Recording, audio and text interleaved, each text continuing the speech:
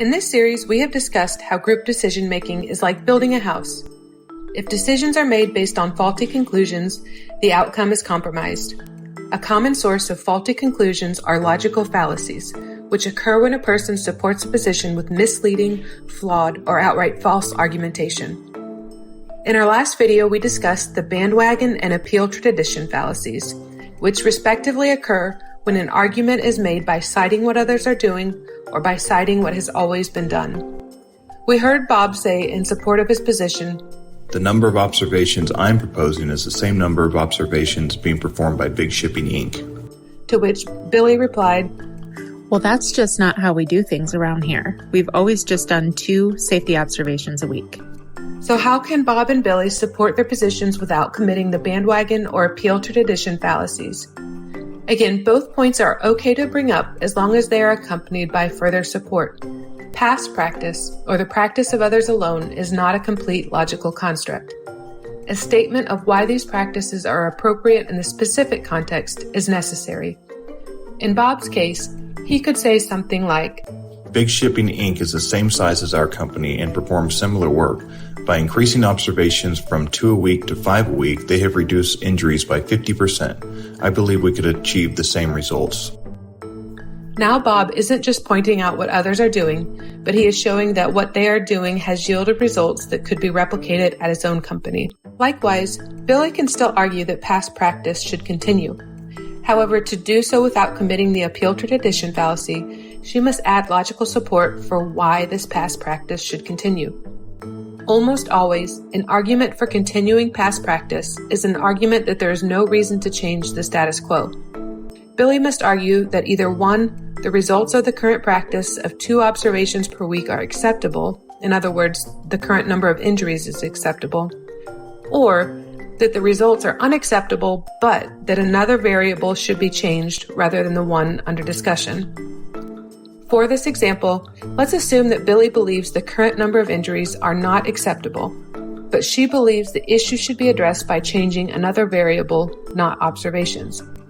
In this instance, it is okay for her to appeal to tradition if she can show past practice was effective, but other variables have changed that should be addressed.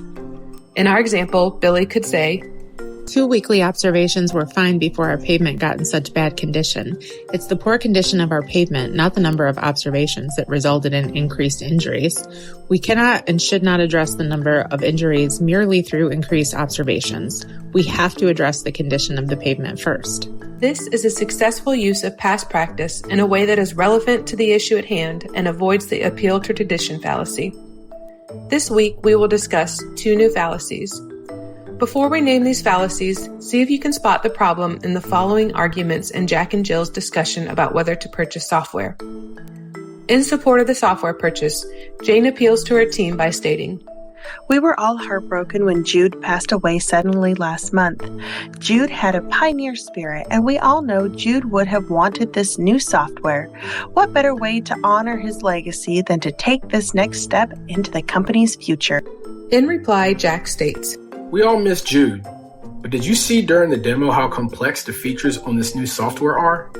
My head hurts thinking about it. It cannot possibly deliver everything promised.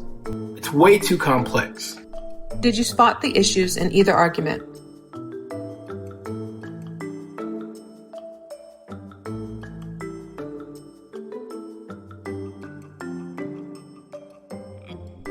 If you guessed the use of the emotional and personal incredulity fallacies, you would be correct. The emotional fallacy occurs when a person uses emotions to manipulate support for his or her position. Often, an emotional fallacy is an overstatement or exaggeration of the consequences of not supporting a particular position. In Jane's case, she appeals to the emotions of her coworkers by bringing up a colleague named Jude who had passed away recently. She builds her case in support of the software purchase by manipulating the emotions of her colleagues in her favor. Her argument puts silent pressure on her team that if they vote down the software purchase, they would be dishonoring Jude's legacy. Further, it may be difficult to redirect the conversation to a more relevant discussion, such as validating her proposed return on investment. The second fallacy is the personal incredulity fallacy. This occurs when someone argues a position cannot be true simply because he or she finds it personally difficult or hard to believe or understand. Jack committed the personal incredulity fallacy when he stated the software wouldn't be able to deliver on its promises because it is too complex. Just because something is complex or difficult to understand doesn't mean it isn't true. For example, imagine time traveling to 1968 and explaining the capabilities of your smartphone to the first person you met. If that person were overwhelmed by what you were describing, it wouldn't make your smartphone any less real or any less capable. In our example, even though Jack doesn't fully understand the complexity of the software, it doesn't mean the software will automatically fail to deliver what is promised. Now let's turn to our other team discussion, increasing safety observations to decrease the number of injuries at Bob and Billie's facility. Bob responds to Billie. You've met our employees' children. Do you want to be the one telling them their mommy or daddy died because your supervisors were too busy to take safety seriously? To this, Billie replies, I don't understand what observations have to do with reducing injuries anyway. The research you cited is too complex for anyone at this terminal to follow. Plus, it's 100 pages long. Who has time to read a study like that? How can Billie and Bob reframe their arguments to avoid the emotional and personal incredulity fallacies? Could Bob still bring up the employees' children in an appropriate manner?